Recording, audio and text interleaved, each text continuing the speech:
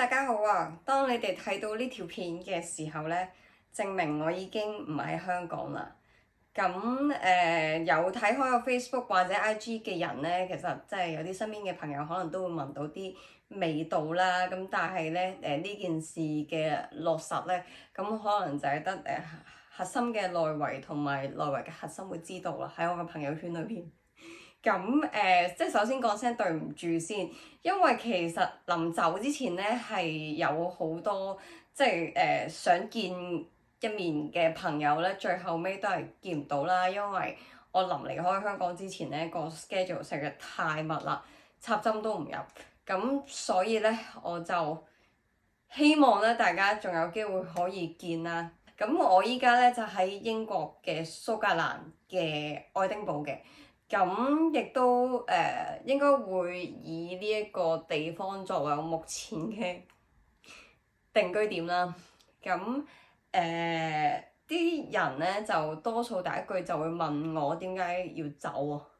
咁我就會諗到點解唔走啊？我覺得其實呢件事已經喺即係早幾年咧，我已經諗呢件事，已經有打算呢件事，係早到大家唔會發覺嘅。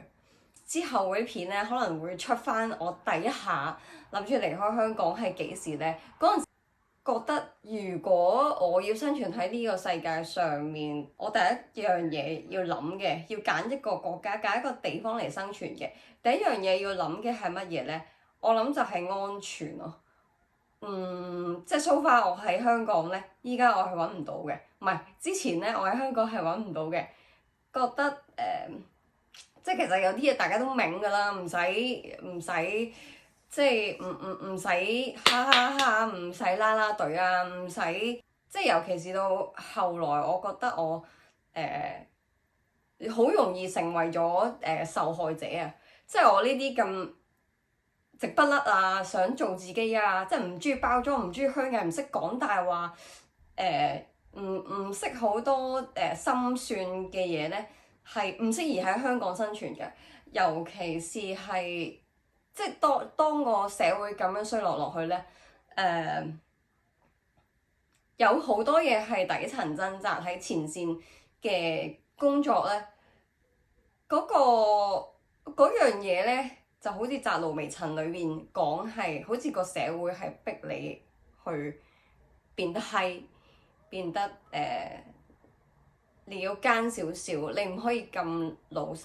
咁但係即係呢個唔係我嚟嘅，即係我亦都嘗試過好多人生嘅方向啦，試過改變自己嘅性格啦，試過做好多唔同行業嘅嘢啦，見好多人啦，跟住到最後我發現。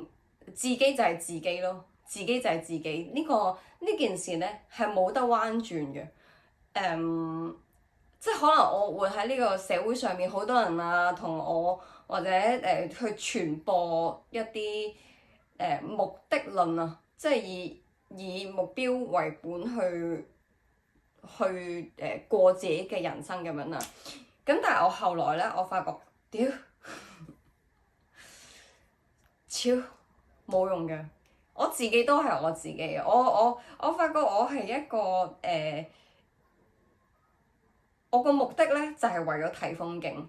但係如果我冇目的咧，我又唔會有個路程喎。我冇路程嘅話咧，我睇唔到嗰啲風景喎。所以其實即係睇風景啊，嗰個歷程咧，先至係我人生嘅內容咯。更加多就係即係又係核心嘅內圍啊，或者內圍嘅核心嘅朋友圈咧，會知道我過去嗰幾年咧，我係經歷咗好多嘢啦，生離死別啦，即係呢單係個感受係最大嘅，即係身邊有人死於非命咁樣，咁然之後我又生咗好多問題出嚟啦，即係有一部分咧係破地獄，不過我已經講咗㗎啦，即係另一部分係諗。人嘅本質，人嘅憤怒，人嘅愛，人嘅人係乜嘢啊？跟住即係又係核心嘅內圍同埋內圍嘅核心咧，都知道我係一個好中意諗嘢嘅人啦。咁我喺呢度咧塞住咗，停唔到出嚟咧。但係咧，我發覺全香港係冇人可以解答到我呢個問題啊！即係我係上年嘅時候就嚟英國睇景啦。嗰陣時已經敲定咗會係英國噶啦，即係爭在係揀邊一個城市。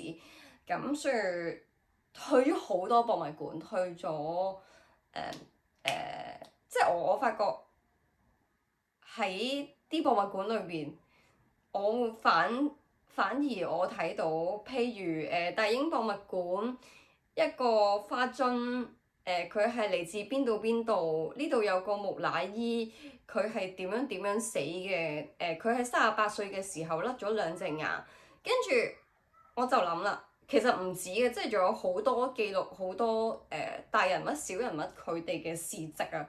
但係咧，香港人係唔會咁樣睇嘢嘅，即係即係撇除嗰個歷史意義啊，或者宗教意義去紀念人先啦。我覺得香港人咧越嚟越將人，甚至係自己啦、自身自己咧越縮越細啊！睇嘅嘢咧，即係好似整個世界咧，淨係喺部電話度，或者甚至佢哋已經冇世界㗎啦，去即係嗰個精神生活咧。去咗人哋嘅身上啊，直情咁我唔想做一個咁樣嘅人。我喺英國即係咁睇，係咁睇書啦，係咁睇書，去嗰啲二手書店度係咁睇書，跟住我突然之間有種感覺係我重新揾翻人類嘅價值，重新揾翻自己身為一個人嘅價值。原來係值得嘅，原來係值得被記錄、被珍視，即係或者呢度我之前其實喺咩約克大教堂嗰度有噏過幾句，但係啲片都係九世先出咁樣啦。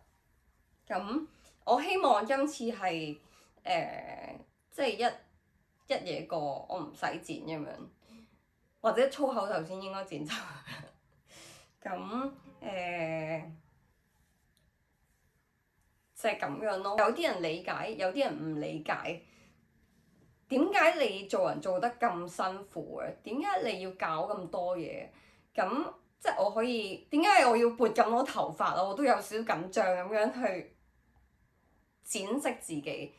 唔係我想諗咁多嘢，係我諗嘢已經諗到好似呼吸咁樣。你勒住我咧，你等於唔俾我呼吸，所以呢個唔係我嘅 will，唔係我嘅，即係我控制唔到自己咁多嘢諗，控制唔到自己咁多嘢問，即係或者呢一個就係又係其中一個我冇辦法喺香港或者華人嘅社會裏邊生存，因為我哋習慣去維持一個群體嘅安定，我哋習慣去維穩。依家我哋亦都習慣去自我審查，喺即係就算喺一啲好 casual 嘅地方，我哋都習慣勒住自己啊。但係做乜啫？做乜啫？依家我唔明啊。係啲乜嘢去捆住一個人啊？係乜嘢去捆住我哋每一個人啊？我唔明啊！我唔明點解要返工啊？So 對唔住，我真係講得唔好。係要返工嘅，暫時都要嘅。但係我覺得就係香港人好似又似活係一個騙局啦，似活係一個監獄啦。好多好多，但係全部都係佢哋唔願意嘅，佢哋唔主動啊！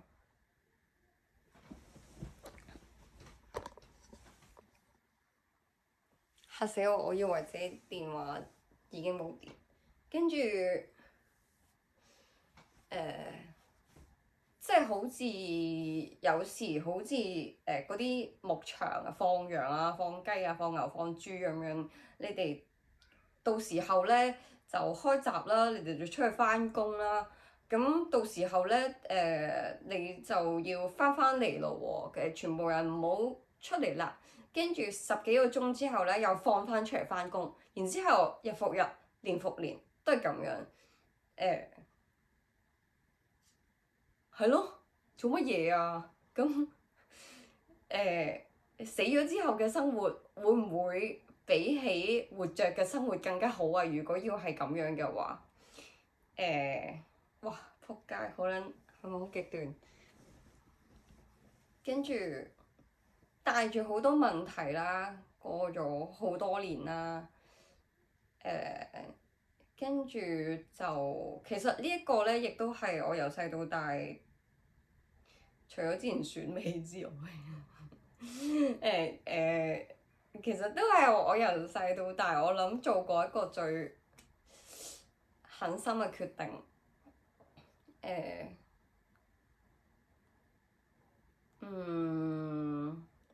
咁樣咯，即係依家嘅我就係帶住100個未知，我未揾到屋，我未揾到工，不過我媽喺我身邊，暫時即係陪我 settle down 咁樣啦。我想重新去睇返呢個世界，我覺得認識呢個世界係重要，我覺得認識自己同埋呢個世界嘅聯繫重要㗎。係我仲有啲咩講呢？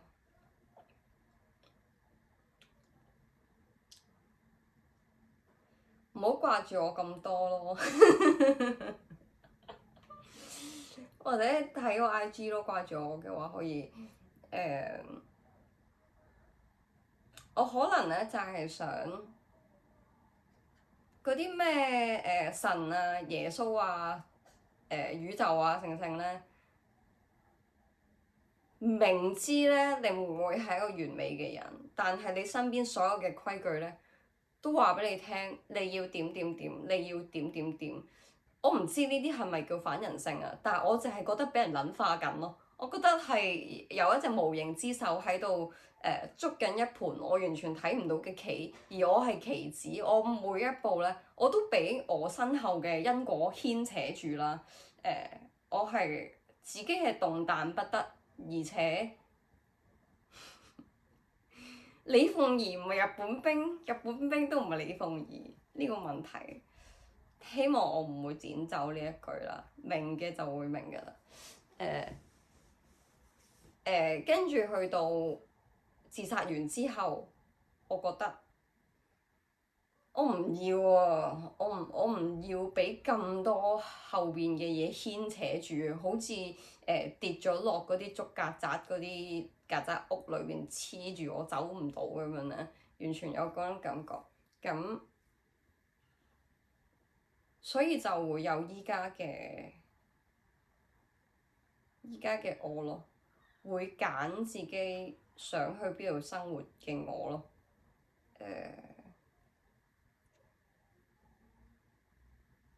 係咯。